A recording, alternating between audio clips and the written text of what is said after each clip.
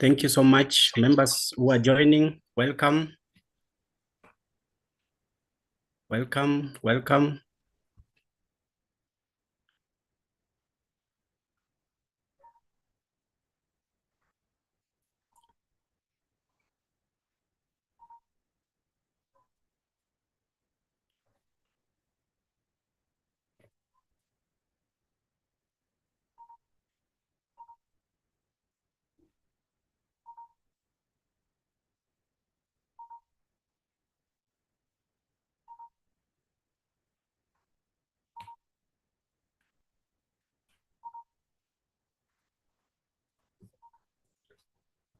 Okay. Thank you so much, members. Thank you for joining today's webinar.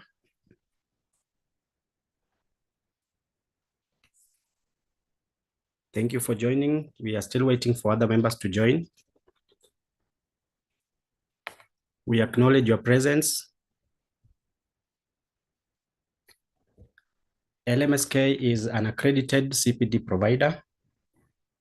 And so we normally have our webinars on Mondays, Wednesdays, and Fridays from 3 p.m. to 4:30.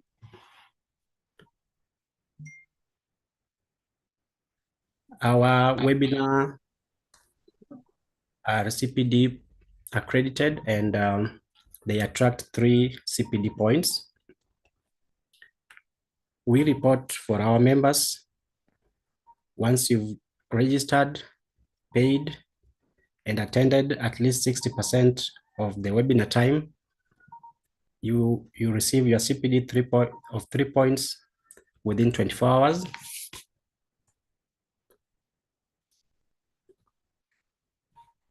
The only things that we request of you is that you provide us with your correct details.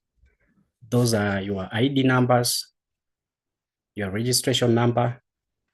Those 2 key details are important for us to upload for you your points in your CPD portals, in your KMLTDB portal. Sorry. So today we are having Beatrice Hamala.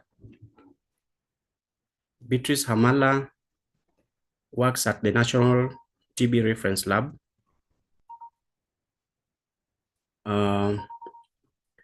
She is a lab technologist, or a scientist for that matter. She has 10 years of experience working with TB lab as a quality manager. And our mandate also as fellow professionals is to ensure that we provide quality work within our workspaces.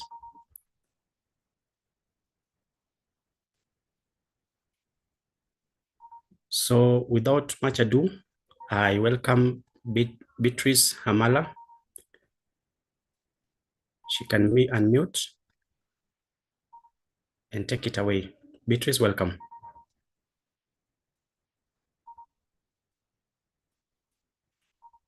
Okay, thank you very much, Bruce, for that. And I welcome everyone in this webinar. I'm Betty Hamala, working at the National TB Reference Lab, as Bruce has said earlier on.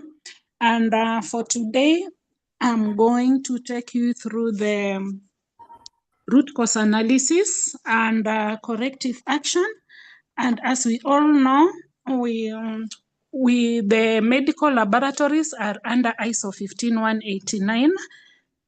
So we are governed by that standard currently, 2022. And this one is coming from the clause 7.10, which talks about non-conforming work. So in this clause, as laboratory technologists or technicians or scientists, we are supposed to have a procedure on non-conforming work. And on top of that, we should also know how to document the non-conformities as they arise. And by doing this, we will get to the bottom of the root cause of our problem and get also the corrective action. And as we apply the corrective action, then at that point, the non-conformity or the problem that we are having will not recur. So I'll just be talking about the root cause of that, the root cause, the corrective action, and the non-conformance. So I'll start by giving a definition. Okay, I'll talk about the objectives. Our objectives of today's webinar. Number one is to understand the principles and importance of root cause analysis in laboratory quality systems. Then identify common tools and techniques used in conducting the RCA. And lastly, to develop and implement effective corrective and preventive actions. So by doing this, in my mind, many people shy away from doing the root causes or doing this job cause they feel like when you do a root cause, somebody somewhere is going to victimize you as maybe you have done something wrong. But for what I can say is that root cause analysis and corrective action, preventive action really helps our systems to become stronger. By us documenting the CAPAs and the non-conforming work, this will create areas of improvement, and if well worked on, then we'll be making our systems stronger. So I encourage each and everybody to be doing this. And I know by the end of this webinar, each and every person now will not shy away, but will really be happy when they'll be working on their purpose or non-conforming work.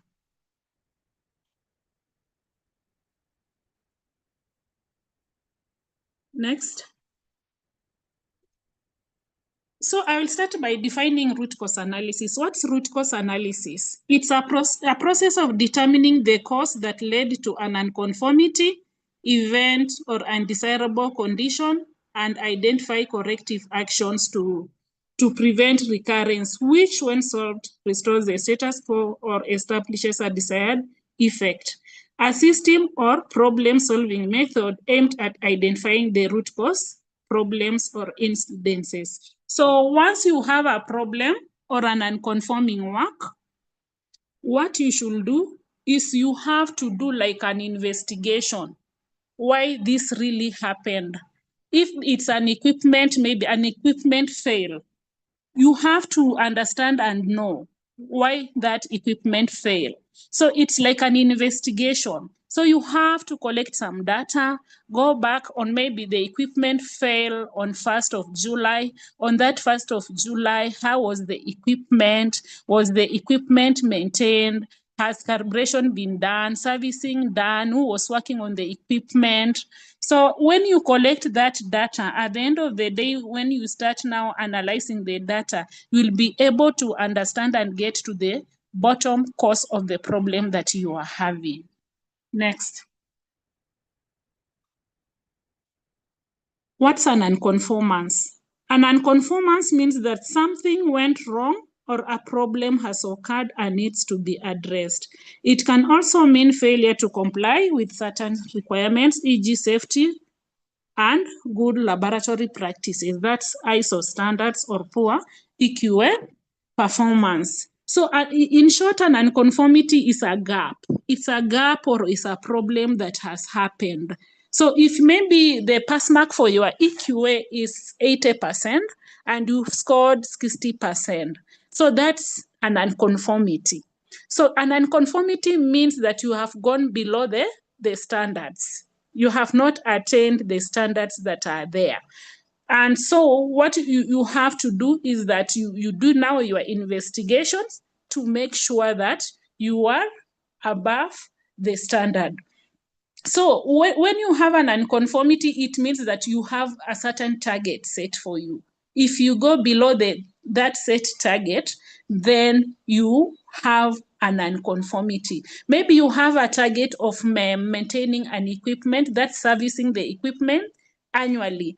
And for this, maybe for the past 2 years, you have not been able to service your equipment. So you have gone below your set targets, and that becomes now an nonconformity. Once it becomes an nonconformity, you have to do now your investigations and find out why this happened. And if you get to what happened, then you will be in a position to get now your corrective action, and once you apply, that problem or an nonconformity will not recur again. Thank you. Next. So, what's a corrective action? An action taken to eliminate the initiating cause of a detected nonconformity. A corrective action is designed to eliminate the reoccurrence of a nonconformity, whereas preventive action is designed to eliminate an occurrence of a nonconformity. So I'm sorry, but most of my examples will be aligned on TB. So mostly I'd be using TB examples because that is the place where I've been working for the longest time. So for this, I will give an example of a PT performance. The pass mark or the target for the PT performance is 80%. You've scored 60%. Then what you need to do is a corrective action. Why? Because 60% is below the target, so that one is an nonconformity. So when you have an nonconformity, you do a corrective action so that that nonconformity cannot recur again. Once you apply the corrective action, you are done with that nonconformity, and it's not supposed to recur. So you will also be monitoring the effectiveness of your corrective action, and once you realize that it's not recurring, then now you end up now closing your CAPA. And also now we have the preventive action. The same PT, there is this person who scored 60%, they will perform a corrective action. And we have this person who scored 90%. Remember, the target of the pass mark is 80%, and they have scored 90%. So this is a patient results in the lab, and remember, you've scored less 10%. So 10% is incorrect results. And also remember, we are dealing with patients. Even though you have scored above the set targets, but also you haven't attained the 100%. So what we should do, you have to do a preventive action. A preventive action will help you not to go below the 80% set target, but now to go to 100%. You don't just sit there and say that I've scored 90%, so there is nothing you are doing. You have to perform a preventive action. And the person who has scored below the target will do a corrective action. Next. So we have the root cause analysis principles. So when we are doing our root cause, it must be performed systematically as an investigation. So you have now I will still continue with now the PTs. On a certain day, maybe 1st of July, PT was done and the results are out, and the performance was 60 or 70%. So it's below the pass mark. That's 80%. We have to do the root cause and corrective action. So you go back on that 1st of July, evidence-based, collect data, go to the equipment, check on the servicing of the equipment, the maintenance log, the weekly, then also check on how was the equipment, was it functional? Then check now go to the personnel, check on the files of the personnel. Are the personnel competent to do the test that they were carrying out? Or this personnel trained at that particular day that they were doing the test? So it's kind of an investigation. Check on the reagents. Were reagents in proper conditions? Were they expired? How was the the temperatures, or check on everything concerning the reagents. If at all they were stockouts, then someone decided to use maybe the reagents that have expired. All those details should be collected as you are doing. You prepare yourself to do the root cause analysis. It should not be a blame game. Once you score your PT with a 60%, there is that specific person who performed that PT. It should not be a blame game. Once we start blaming people, then at that point, we will not be able now to get the right thing or to do the right thing. That person will shy away from doing the CAPA. They will not be able to state what really happened. And so what you should do that once you get this, it's our system. Let's understand that we have a gap in our system, but not blame people. Not looking for the immediate fix. So we have this CAPA. We need like some finances to close for the corrective action to close it. And maybe the top management says that there is no money for doing this. Let's just fix and go on. We will fix later. So once we do that, then later on, this thing will build up and it really come back and burn us. So ensure that whenever there is a problem and it needs finances or any resources to close it, let's close it once and for all and not postpone or put some immediate fix. Also dig deeper. You have now like I can say maybe sample referral system. We have this rider, we have these two facilities. One does gene expert and the other one doesn't do gene expert. So they rely on the riders for them to take the sample to another facility. So on certain day, the facility that does gene expert were waiting for the samples to come from the other facility, but the samples never came.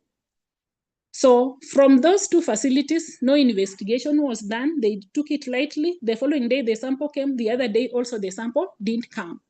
So for them, they just knew that maybe the rider did not just pick up the samples. But in real sense, there must be something deeper on top of that. Maybe these riders have not been paid, or something, there is something, maybe there is poor communication between the riders and the two facilities. So we have to dig deeper for us to get to the root cause of the problem and close it, or else that problem will keep on recurring. Then establish a sequence of events or timelines on that specific day, as that maybe non-conformity happened, which events took place.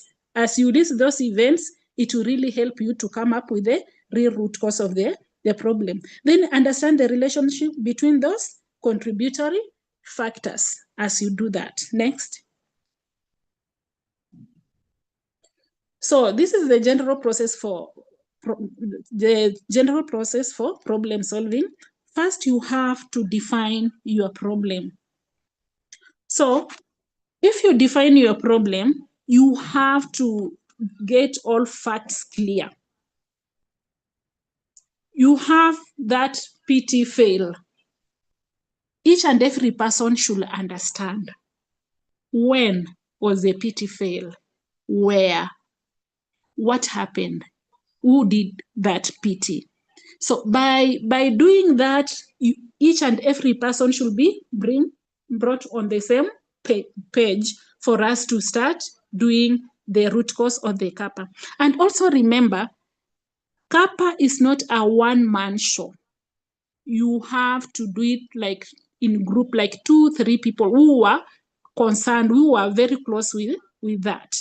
If it's a PT, someone did the PT, we have the head of section of that. Then maybe you have the QA.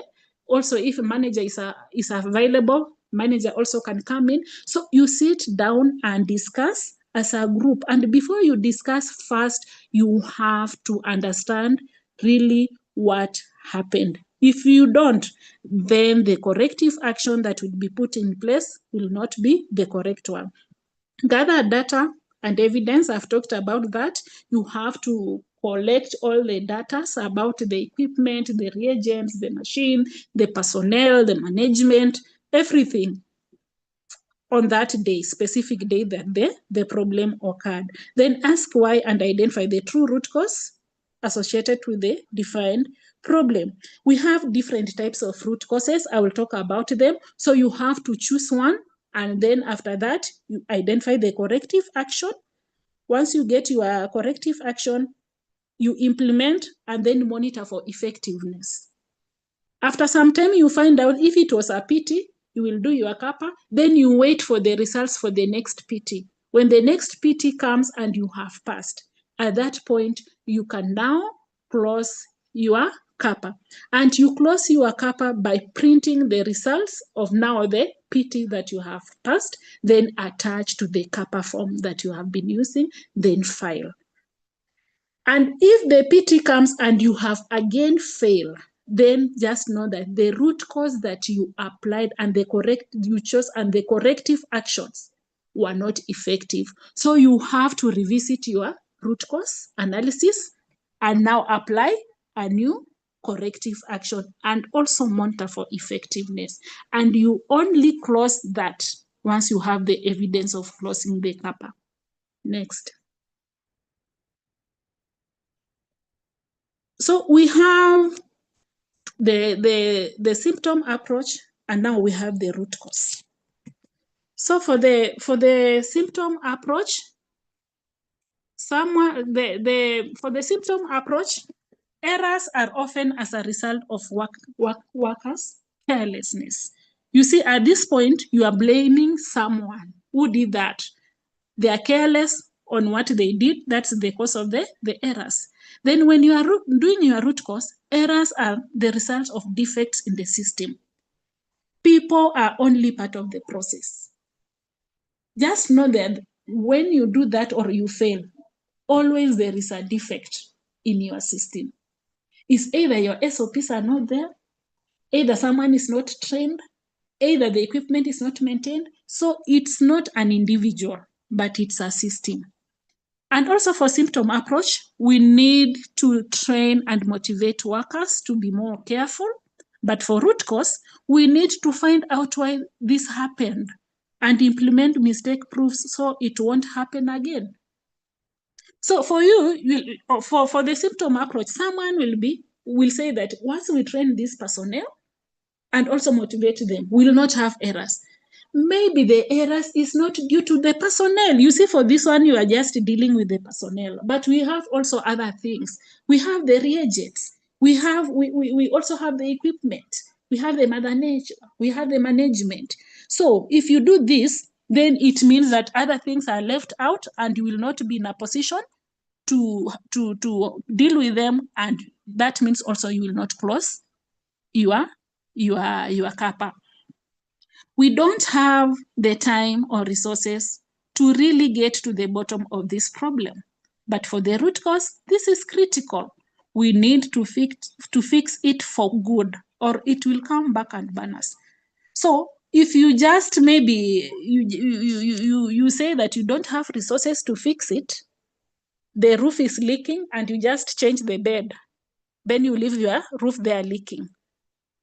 It will continue raining. So what do? You have to maybe buy iron sheets and fix your roof. So you should find resources to close that gap, but not running away from it. Next.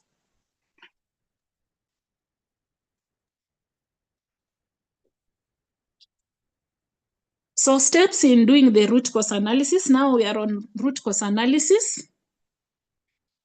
So the first step is you identify your problem.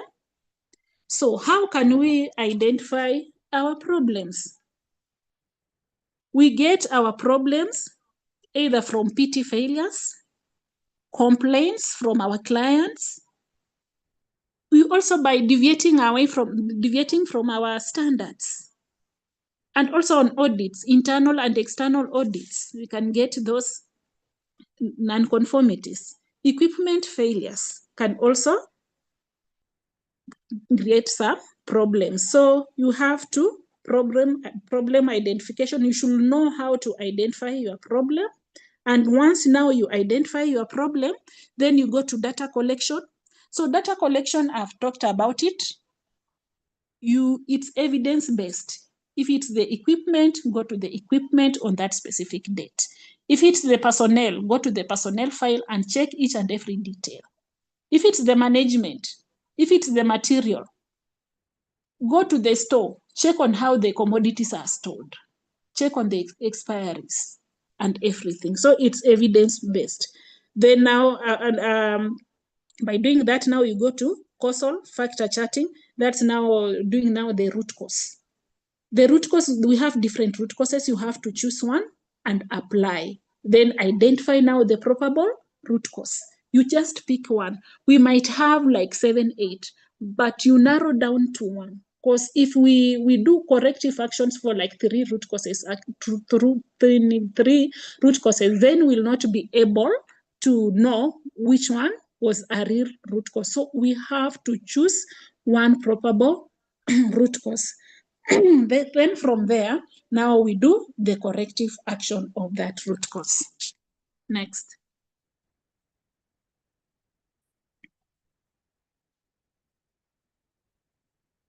Okay, it's the same. Go to the next. So we have tools and techniques for RCA. So these are the different tools that you have to choose while you are doing your root cause analysis.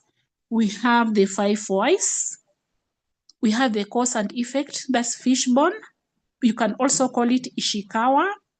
Then we have brainstorming, it's also solution. And we have Pareto analysis, control charts, and others. Next.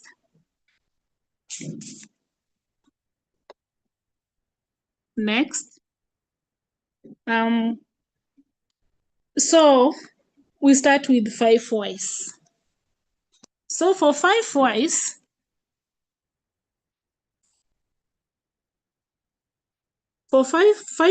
it's helpful in tracing the chain of events, starting with the non-conformance and working backwards. Asking why 5 times, then nature of the problem becomes clear. And it helps us to get to the true cause of the problem. So these 5 whys, where did this begin? This one was started by a Japanese industrialist by the name Sakichi Toyoda. And this is the founder of Toyota, Kenya. And he started these 5 whys as he was trying to identify some gaps in manufacturing industry for the Toyota cars. So as he was doing this, people were coming up with the complaints. And as they were coming up with the complaints, this Sakichi was taking this as an area of improvement. Each problem that comes in, he take advantage of that problem and take that problem as an area of improvement. And it's why up to now Toyota cars are doing well, because he applied these 5 whys, saying 5 whys, then closing the gaps that were being identified. So I can give an example still concerning the TB. We can have, let me say, maybe GeneXpert TB results were delayed for 2 days. We ask ourselves 5 whys. Why these results were delayed for 2 days? Number 1, the GeneXpert machine was not available for use. And why was the GeneXpert machine was not available for use? It was not working due to module error or module failure. And why was it not working? Because routine maintenance was not scheduled. And why was routine maintenance not scheduled? Then the lab tech involved was not aware of the maintenance schedule. And why was he not aware? The lab lacks documented preventive maintenance plan and maintenance plan. So once now, that is the 5th one. The lab lacks documented preventive maintenance plan. That's your probable root cause of your problem. So how are you going to sort out this mess? Number 1, what you are going to do is to repair the GeneXpert modules that fail, then retrain people or staff on equipment, handling or maintenance, and error codes. Once you do that, you develop and implement now a preventive maintenance schedule or plan and assign people responsibilities. So you have sorted out your problem once and for all. You have the modules have been repaired, and also now you have the preventive maintenance schedule, and you have the calendar and the plan. So once that time approaches, or maybe it's in June, so by May, you know maintenance is in June. So you start alerting those people who are supposed to maintain your machine, then they come and maintain your machine. By doing that, you will never fail on equipment maintenance. Next.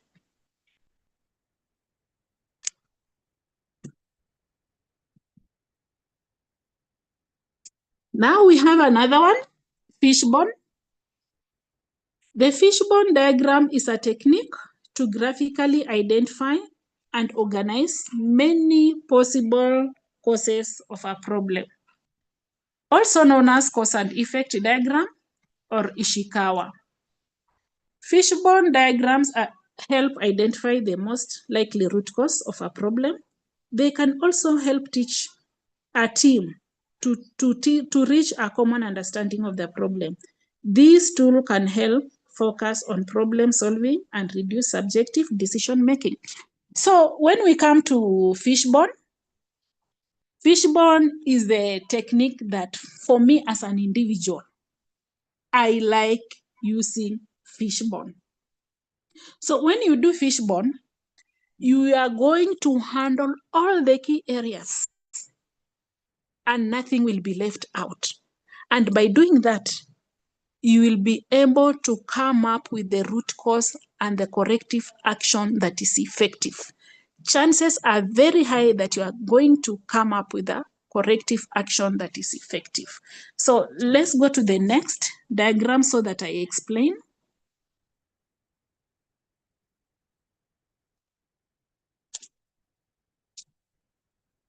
So we have this fishbone. As you can see, we have the head and the tail, and also see the wings. So we have, it's also called, other people call it 6 M's. So for personnel, it's, you can call it man. Then we have method, we have measurement, material, machines, environment, you can call it mother nature. So it's 6 M's. The head is your problem. You state what the problem is. So once you state what your problem is, I can say maybe the same PT failures is our problem, a score of 60%. And I had said when you are stating your problem, be clear. When, how, what, who should be very clear on your problem. Once you are done with that, now you go to man. Check on the man. The man is that personnel who ran the PT panel on that specific day. It was 1st of July. So this personnel, you use personnel file where possible. In personnel file, we are going to check for the competence of that person on that specific day, 1st of June. Was the person competent in doing the PT test, especially GeneXpert? If it's yes, the person was competent. Then check on the training. Is the person trained in doing GeneXpert? So if you check on the training, we not only check for the certificates, training certificates maybe, we also check on the training logs. The training might have taken place in your facility. Fill the training log, highlight the name of the personnel who attended the training, then file in a personnel file. So as we are doing this, we are checking the training logs and also the certificate of that specific test. So if the person was trained, remember the person is competent and the person is trained. Now we go to the adherence to the SOP. How do you know that this person adheres to the SOP? Number one, we will go to the SOP, then check if this person read and understood the SOP, then attested. If the person have not attested on the SOP, that is the first probable root cause that you have. You are querying non-adherence to the SOP. Okay, once you list everything concerning now the personnel, now you go to the materials. Materials is reagents. Check on the expiries, the storage conditions, the stockouts, and if they're the right reagents for the machine or for the test. If you find any gap on that, you also document as a root cause. Now you go to the methods. Methods are SOPs. Check on the SOPs. Do we have the SOPs? If the SOPs are not there, it's a gap. The SOP also can be there, but there are some gaps in that SOPs. Also you pick. If you find that there is gaps, we have SOPs and they have gaps, also pick that one. Then go to the machine. Check on the machine, the maintenance, the servicing, weekly, daily, and monthly maintenance. Check on the cleanliness around the machine. How is the machine stored? Are there vibrations? Maybe the machine doesn't need vibrations. Check on how the machine is. Then you go to the Mother Nature. Mother Nature check on the dust, the temperatures, room temperatures, the dust, cleanliness, and everything. And also you go now to management. Do the management provide the trainings? Do they buy commodities? Do they ensure that we have SOPs in place? And after you are done with everything, and if you do everything like that, you are checking on the records. You are not assuming. You are checking on the records. You will have 2 or 3 or 4 root causes. So when we want to do our corrective action, we only do corrective action on one root cause at a time. So you choose one that you may think it's really the problem that you are having. Maybe in that PT, we are querying clerical errors. And this person did not adhere to the SOP. So what's the corrective action? The corrective action is to do what? The SOP is there, but the person is not adhering to it. We have to retrain. We will retrain the whole team on the SOP. And if the SOP has maybe a bullet that says that you have to review results before you release. And remember, we have clerical errors. If this person is really adhering to the SOP, we should not have clerical errors. Because once I have a clerical error, I'm the person who have run the test, I have the clerical error. The second person who is coming there to review that what I've done should be able to identify that there is a problem. So we have to retrain and ensure that people review the SOP. So the corrective action is to do what? To retrain the SOP so that people understand each and every content of the SOP. If there is reviewing, they have to review. And if by any chance maybe the SOP missed on that point, now you have to input that bit of reviewing the SOP, and that applies to all your test results.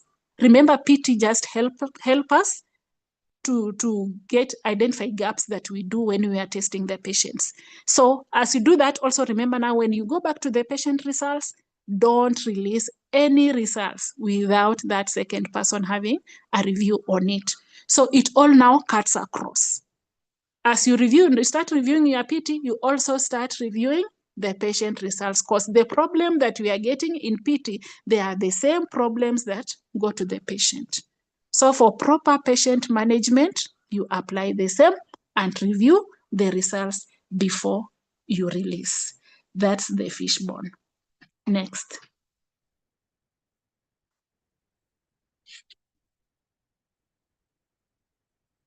Okay, I've talked about this. Let's go to the next.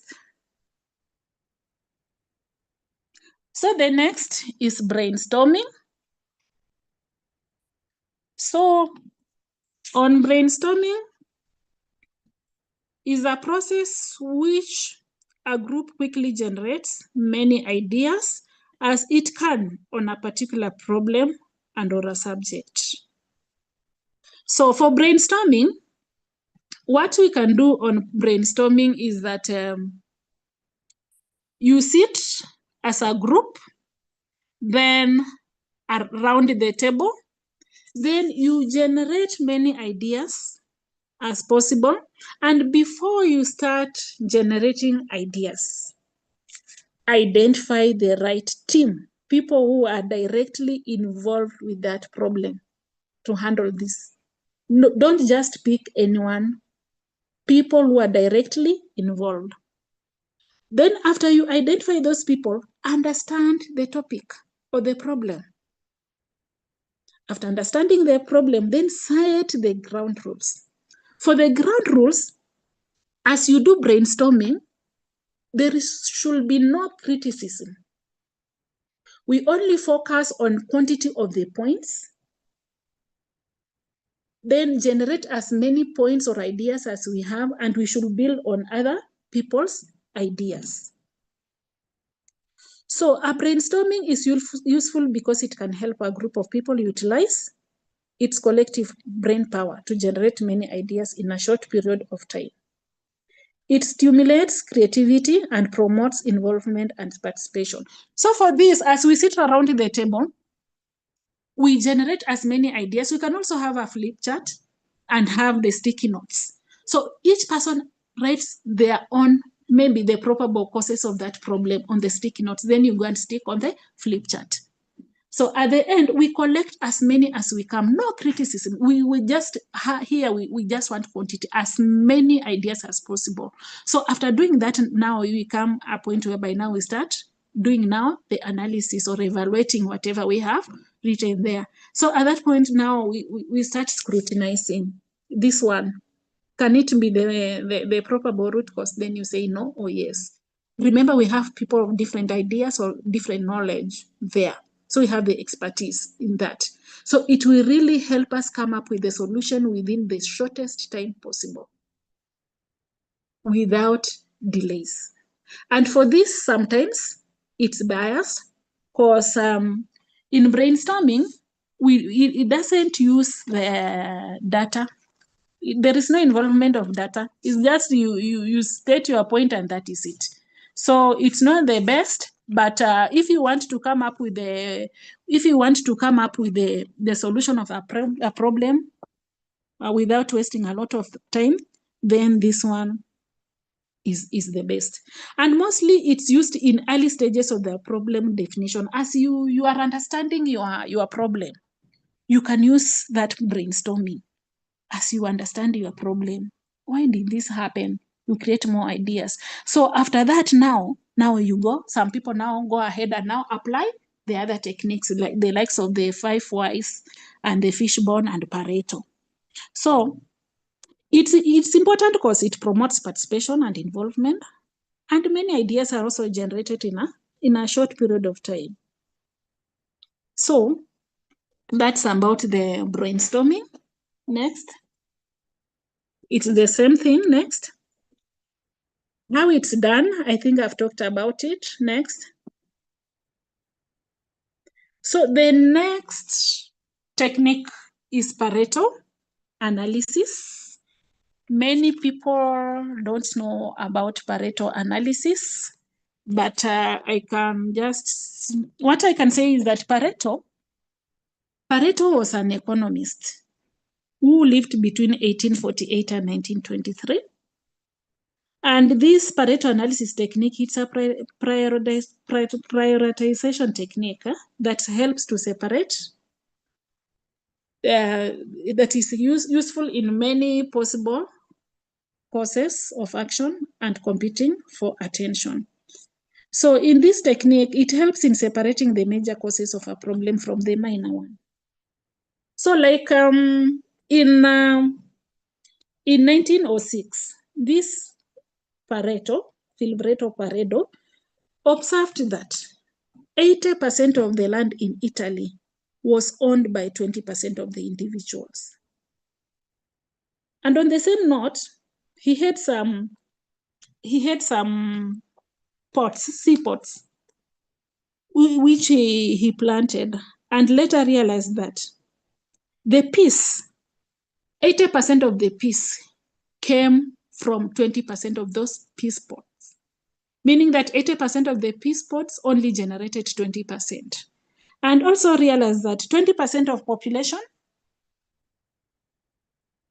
cause 80% of the accidents on the road. And also 20% of the population owns 80% of world wealth. And that's the reason as why it's called 80/20 rule, because 80% of the problems are due to the 20% of the causes. Next. So this one is used whereby we have many problems competing for attention. So like in sample rejection, we have different causes of sample rejection. We have mismatch, maybe no samples, missing request forms, many problems competing for attention. It's based done by Pareto analysis. Then analysis also, an analysis into the causes of delayed turnaround time in the lab and causes of frequent equipment breakdown. Next. So this is how it's done. You have to identify your problem, collect data for a specific period. So here my problem is sample rejection. I have a high percentage of sample rejection. It's not within the normal ranges.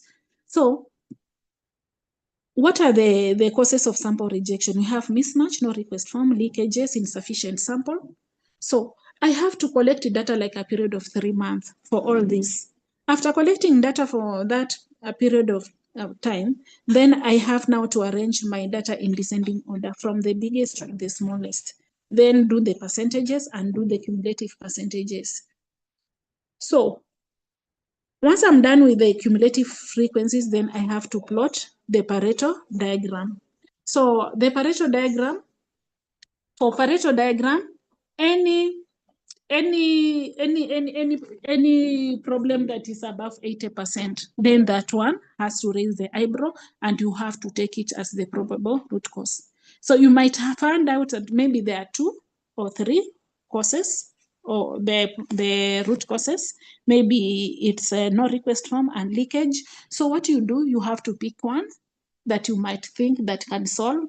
So if you pick one, then put the corrective action on that. Then if it's a leakage, you can do a corrective action. Maybe you do a CME on your customers and tell them on how maybe to close that falcon tube so that the sample cannot leak. So you choose the corrective action on only one root cause of the problem, then monitor for effectiveness. Once it's effective, now you have to close your CAPA. And when you close your CAPA, remember, you have your CAPA form and you have those notes, maybe the CMEs, you have the presentation. You print them, attach them on the phone, then file. That by doing that, you have finished doing your CAPA. Then next, how are we going to select the final root cause? Changing too many variables at once may be a problem. As I had said, you only choose one. Select the one action that is most likely to correct the problem, then record the findings and observations. After this adjustment is made to see if it fixes the problem. If the problem happens again, then select another variable from the list. At this point now, if your corrective action was not effective, then you have now to revisit your root cause analysis and corrective action. Next. And we have another technique, solution effect analysis. This is a tool that is used to test potential solutions and to identify all the effects of these solutions. Once a solution has been identified, there is a tendency to implement it straight away.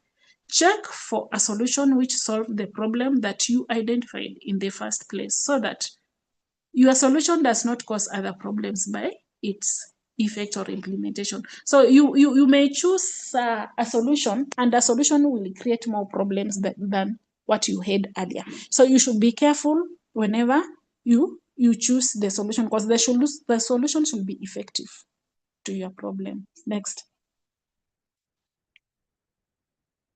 Okay, that's just a graphical format of the solution. Then summary. Do a root cause analysis using a suitable method. As I had said, there are different methods. We have 5 whys, so we have brainstorming, we have Pareto analysis, we have fishbone. So it's up to you to choose the effective, the suitable method. Come up with the possible corrective action. Choose the best corrective action that will eliminate cause of a detected nonconformity, because you can do a good root cause analysis, but when it comes to choosing the corrective action, you fail at that point. So that problem will still recur. Then monitor the effectiveness of the corrective action. Maybe on your CAPA form, you have said, or in your SOP, you have said that we will monitor for effectiveness maybe for 3 months or what. So you have to monitor before you close. Then note, a corrective action is designed to eliminate the occurrence of a nonconformity. Next. So what needs corrective action? PT failures, audit deficiencies, internal and external audits, complaints from your customers, departures from policies, procedures, and ISO standards, equipment failures, and non-conforming work. All those needs corrective actions.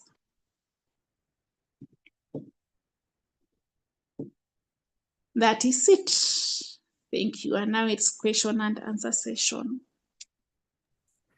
Thank you so much, Betty, for that impactful presentation.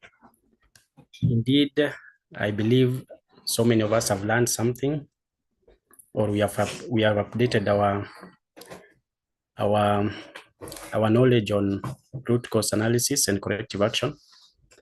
So at this point, we are going to the Q&A session.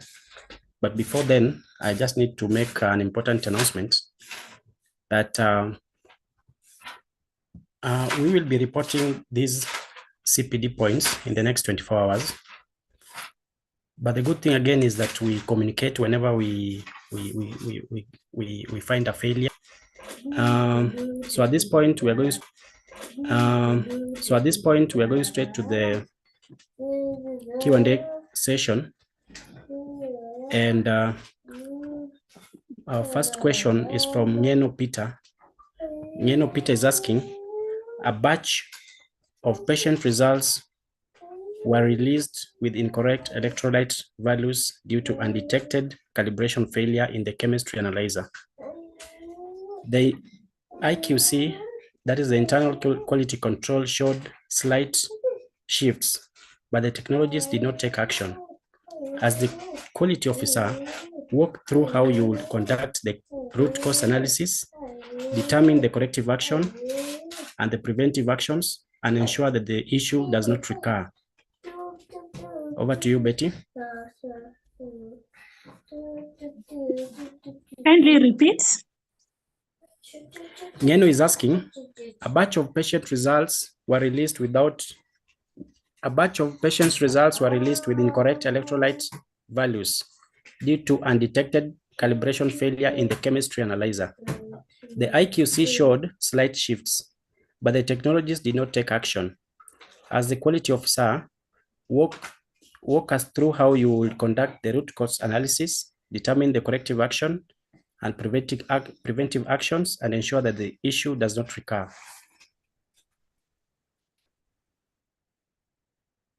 Okay.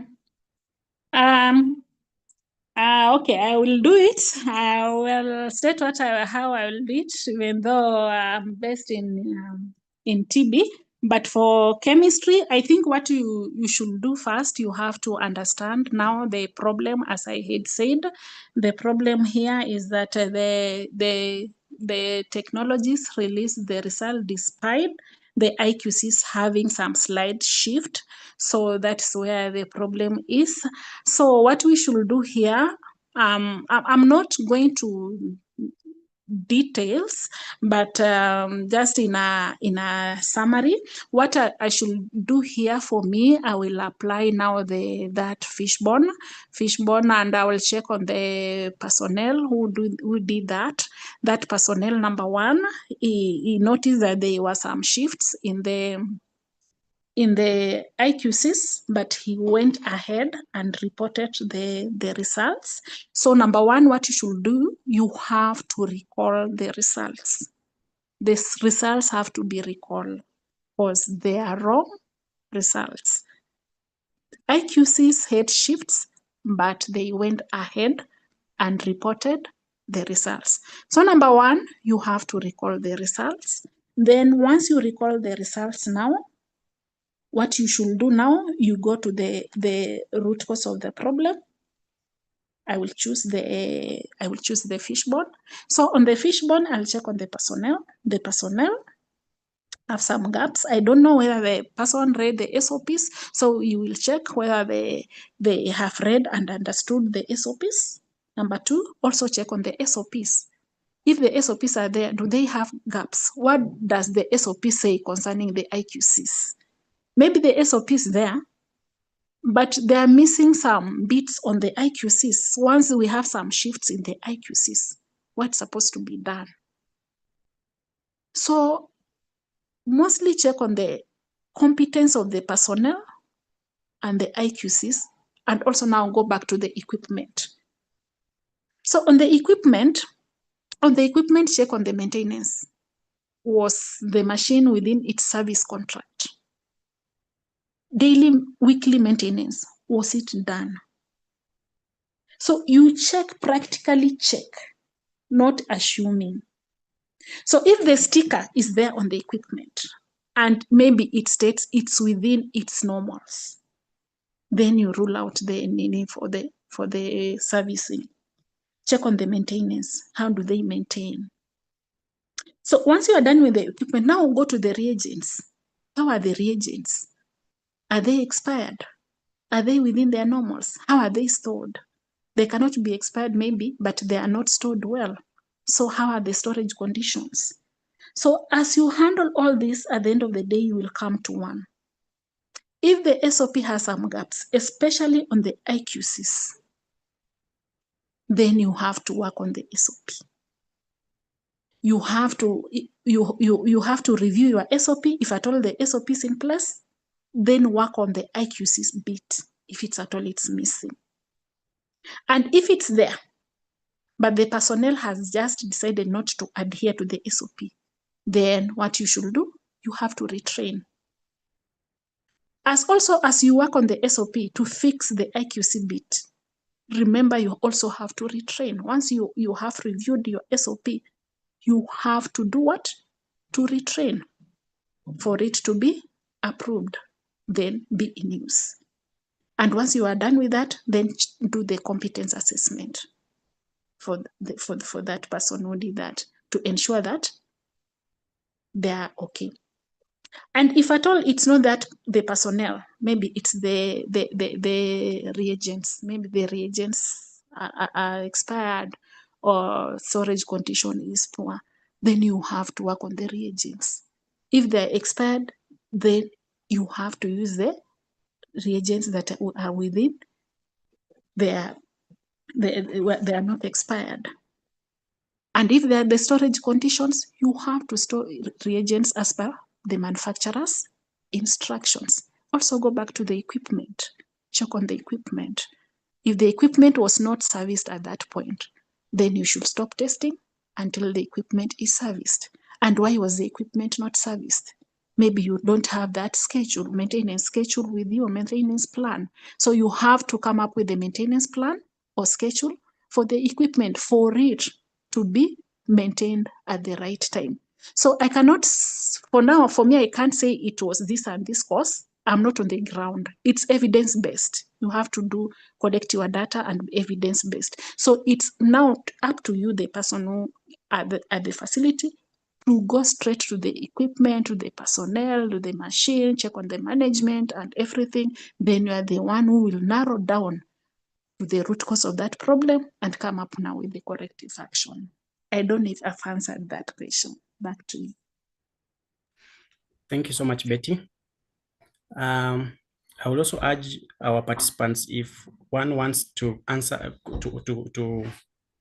if one has a question, he or she can raise his hand so that we'll give you the chance to ask it, or you can as well type it in the Q&A or in the chat box.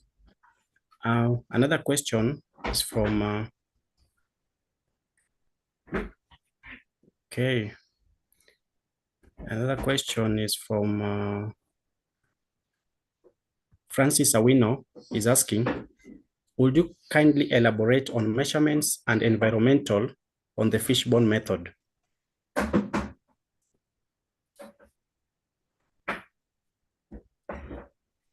Betty, would you kindly elaborate on the measurements and the environmental on the fishbone method?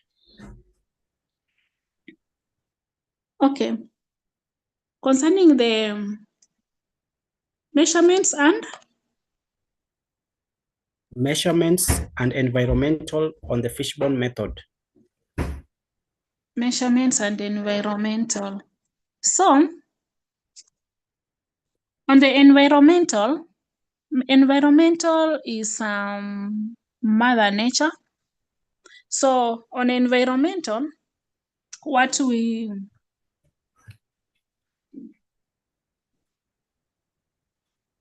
okay, on environmental, what we check about is we check on the cleanliness. We also check on the room temperatures. Maybe it's an equipment that is supposed to be under specific certain room temperatures. So you check, maybe it's supposed to be under within maybe not more than 28 degrees Celsius. And the equipment is now at 33 degrees Celsius. So you have to check, on that. And also you check on the dust. How is the room? Like when you check for the Gene Expert machines, they have filters that they're not supposed to have some dust. So if your room is dusty, also you have to check on the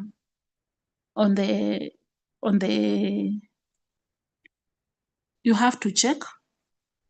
And also, okay, it's the normal conditions like environmental conditions that can affect the equipment. So concerning the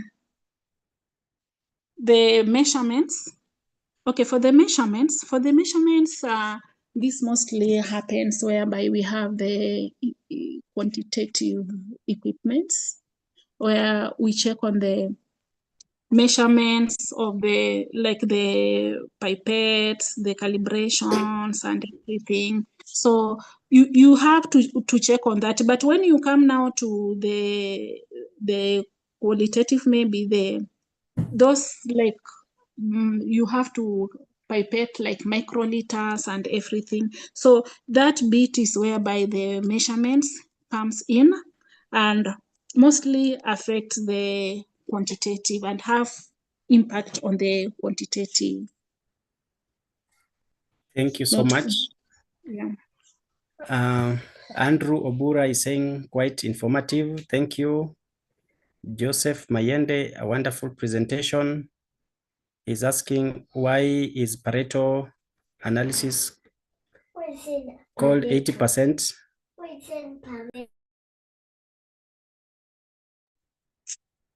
Okay, 80/20 rule.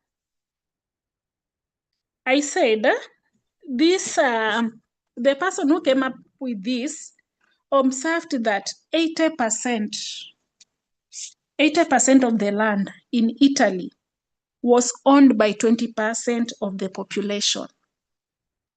On the same note, he also identified that 20% of the population caused 80% of the accidents on the road. And 20% of the population owns 80% of the world wealth. And also 20% of the population drinks 80% of the beers in the world. And it's the reason as to why it's called 80/20 rule.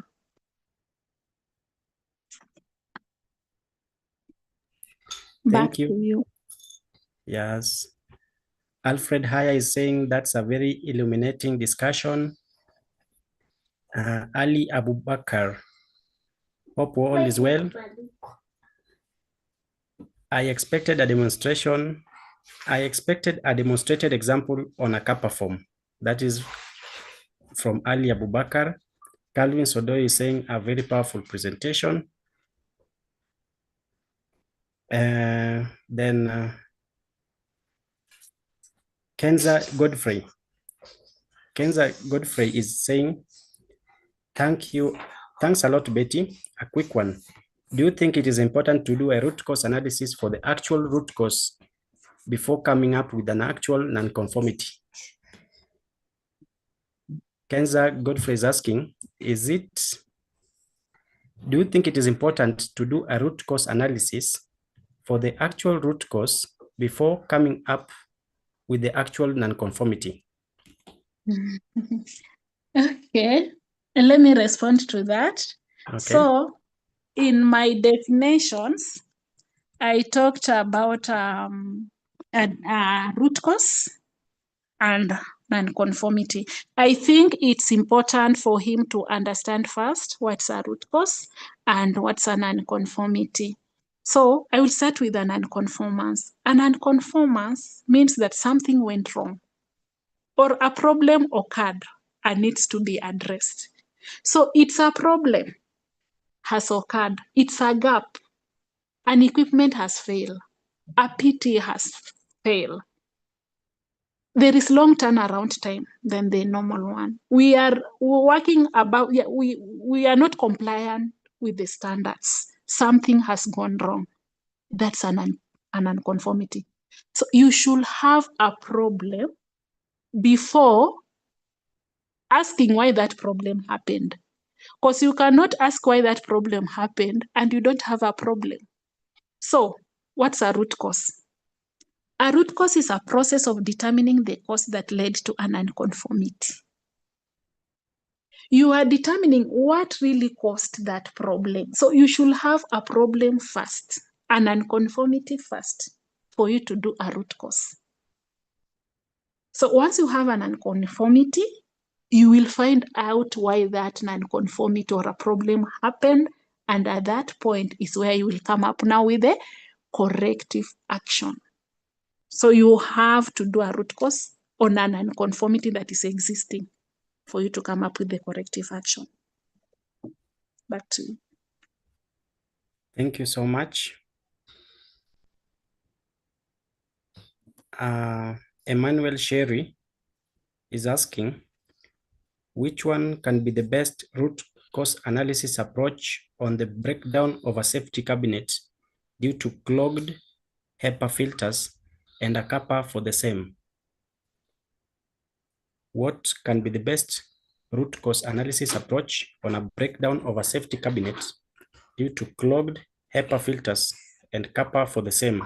A question from Emmanuel Sherry. Okay. As I had said, okay, this one is personal. It doesn't apply to everyone. As for me, I will go for a fishbone. Because for fishbone, you are going to check in all areas. In all areas. You will start with the equipment itself. You go to the person using that equipment. How the person behaves while using the equipment. And also remember, for the equipment, we have the maintenance logs for the equipment. And we also have an equipment SOP. How you are going to handle that SOP how you are going to handle that equipment. Maybe there is someone who is not doing as they are supposed to do. Or that SOP is also missing. Or the equipment maybe has minimal function. Or it's also, maybe it's Mother Nature, the environment, a lot of dust. So Anyway, for me, I just like fishbone because it tackles all areas. When we go to brainstorming people, it depends with the people you are dealing with.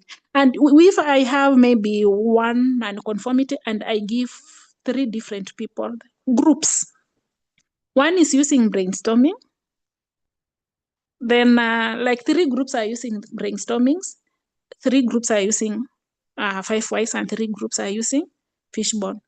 Most likely those people who are using fishbone can end up to one non-conformity, same non-conformity, but these others may find different because they don't use data, facts, or what you think. As you bring out your point, how is it coming out? That's brainstorming. And fishbone, how you handle that. So the one that deals with data mostly is fishbone. So I still go for fishbone. Thank you so much. A question from Dennis Elia. Assuming there's an issue while on duty, then according to CAPA, your immediate manager is not in a position. Let me come up again. Assuming there's an issue while on duty, then according to CAPA, your immediate manager is not in a position, yet the results are needed urgently. What's the approach?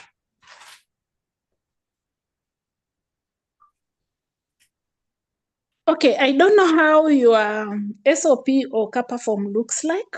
And whenever we document our SOPs, we always say, if it's the manager or designee, or QA manager or designee. So at any point, we should not have any gap because someone is not at work.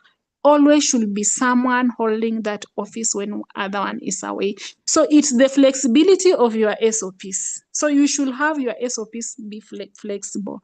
So while you are doing that, you should write maybe manager or designee, or quality manager or designee, so that whenever they are away and something needs to be done, there is no gap, it's done. So maybe kindly check on how your documents are. Your documents should be flexible. Don't restrict yourself, because once you restrict yourself, also you'll be gotten, the Kenas guys will get you with non-conformities just because you restricted yourself. Yeah. Thank you.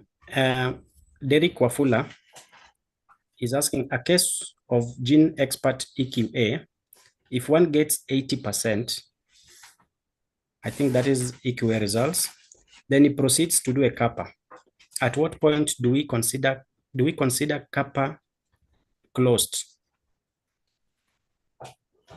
Okay, we only consider CAPA closed after getting the other PT, the next round, and the person passed, the same person who did the CAPA passed, not a different one. At that point, you have now to close. But if they don't, you have again to revisit your root cause, do it again until that person passes. Thank you so much. Just as Mutinda is asking a question, where do reviewing of results start? Is it the whole process, or when the results are already to be released? Where do reviewing of results start? Is it the whole process or when the results are ready to be released? Okay, it depends with the test you are doing. If it's, let me say, maybe it's a microscopy test you are doing. So for a microscopy test, I believe in all the processes you are doing, you are adhering to the SOP, you are following the SOP. So we are going to review at the point whereby the results are going out. That's if it's a one test. So like in our case, we have a collection of tests and the report goes maybe at the end with a collection of tests. So after each test is done, you need to review. So you review the results, not the process. The process, we assume you are adhering to the SOP. So if the SOP is very clear that you have to run the IQCs alongside your samples, you should do that. If it says that you have to run the IQCs after they pass, now it's that at that point you have to run your samples. That is it. So you have to adhere to the SOP, but we review the results.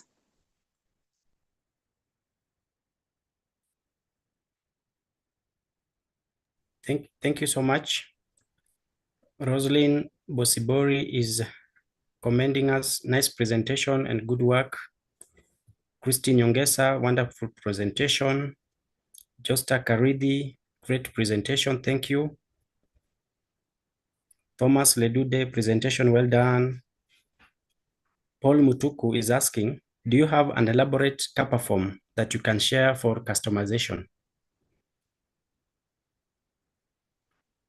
Okay, we can do that. Maybe you said chat. Then I will be able to do that. Thank you. Thank you. Paul Mutuku, you can reach out to LMSK later.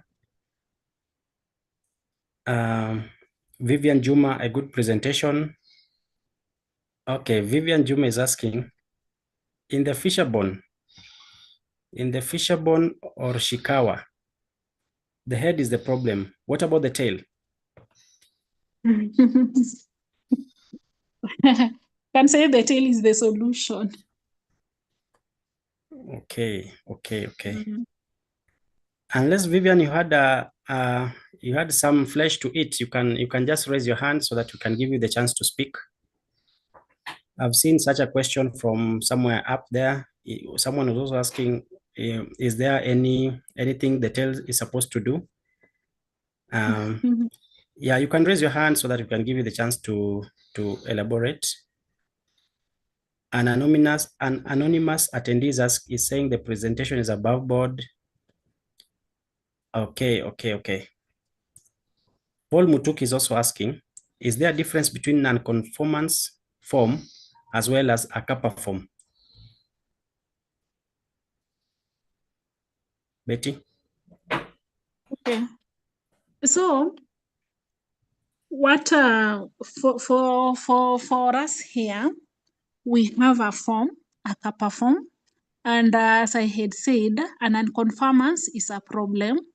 So it's on that CAPA form that has a place for the CAPA, for the non-conformance. Now you state the non-conformance, so it's on the CAPA form. Thank you so much. Okay. So I think we are coming to the end of the presentation today. And as I said earlier, this webinar attracts 3 CPD points. The 3 CPD points will be credited to your KMLTTB portal in the next 24 hours. And whenever you receive a communication from us, especially on failure, please respond as fast as you can, because we are only allowed to report this CPD in the next 2 weeks. After 2 weeks, we will not be able to report it for you. And as you also know, KMLTTB disabled self-reporting. So we urge you to kindly check on your emails in the next 24 hours from any communication from us. Up to this point, we are coming to the end of the presentation today, and we want to thank you, the attendees, for coming. We'll be having another webinar on Friday from 3 p.m. to 4:30 as usual. And we also urge you to consider becoming members of LMSK. You can visit our website, lmsk.co.ke. You can register and be a member. We also have a YouTube channel. You can follow this presentation, but be aware that watching YouTube will not attract any CPD points. We are proud as LMSK because we know institutions that usually project these webinars during their class times so that the students can learn from this webinar. So we are proud of you, both the attendees and the presenter. and we thank you so much. Up to this point, I'm giving our presenter to give us her final remarks. Welcome, Betty. Okay. What I can say is that thank you so much for giving me this opportunity to be a presenter for today. And I believe that for all those who listen to me, what I was talking, I believe if you have negative attitude towards documenting CAPA, I believe you are going to change. Because for me, I really enjoy so much doing CAPA. CAPA is an investigation, and I feel good as I investigate. I just believe I'm going to change someone. And if you have anything, maybe you want me to make it clear, you can get in touch with LMSK, then they will approach me, then we will talk and maybe shed more light on areas that maybe they were not clear on you. Thank you so much. And back to you, Bruce. Thank you so much, Betty. And on behalf of LMSK, we also give a lot of thank you for your time, for you preparing this presentation. And we hope to hear more from you when you get ready for another presentation. Thank you, colleagues. Thank you, members, for joining. See you on Friday.